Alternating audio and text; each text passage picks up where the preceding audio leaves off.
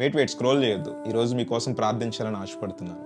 ఈ చిన్ని ప్రార్థనలో ఏకీభవించండి. మహోన్నతుడా, పరిశుద్ధుడా, ప్రేమ కలిగిన మా తండ్రి, నీ ఘనమైన నామమునకు వందనాలు. అయ్యా, మమ్మల్ని ఎంతగానో ప్రేమించి సజీవుల లెక్కలో మమ్మల్ని ఉంచినందుకు, మా జీవితంలో మరి ఒక రోజుని ప్రవేశపెట్టినందుకు నేను ఎంతగానో స్తుతిస్తున్నాం. అయ్యా, ఏదో ఒక సందర్భంలో మా మాటను బట్టి కావచ్చు, మా చూపును బట్టి కావచ్చు, మా ఆలోచనను బట్టి కావచ్చు, మా నడవడికను బట్టి కావచ్చు, నీ మనస్సును బాధ పెట్టి ఉంటాం. దయతో మమ్మల్ని మన్నించండి ప్రభువా.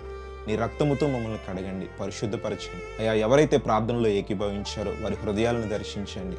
వారు ఏ సమస్యతో ఇబ్బంది పడుతున్నారో, దేని నుండి విడుదల కావాలని నీ సన్నిధిలో మొరపెడుతున్నారో ప్రభువా, వారికి సమాధానము దయచేయండి. నాకు మొరపెట్టుము, నేను నీకు ఉత్తరం ఇస్తానని వాగ్దానం ఇచ్చిన దేవుడవు.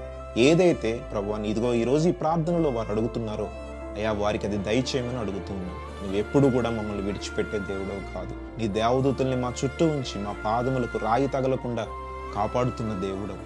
అయ్యా, మరి ప్రతి సాతాను శక్తుల నుండి, అంధకార శక్తుల నుండి, దురాత్మ కార్యముల నుండి అయ్యా మమ్మల్ని రక్షించుమని, మా చుట్టూ నీ ఆత్మని అగ్ని కంచెగా వేసి కాపాడుమని, ఈ రోజంతట్లో నీవు వారికి తోడయుండి, వారి ఉద్యోగాలలో, వ్యాపారాలలో, వారు చేయు ప్రతి పనిలో మీరు తోడయుండి సఫలతను, విజయాన్ని వారికి దయచేయమని చిన్ని ప్రార్థనని పాదముల చెంతకు చేర్చుకునమని మా ప్రాణప్రియుడు, ప్రియరక్షకుడు నైనా యేసుక్రీస్తు వారి అతి శ్రేష్టమైన నామంలో అడిగి వేడుకొని పొంది ఉన్నాము తండ్రి.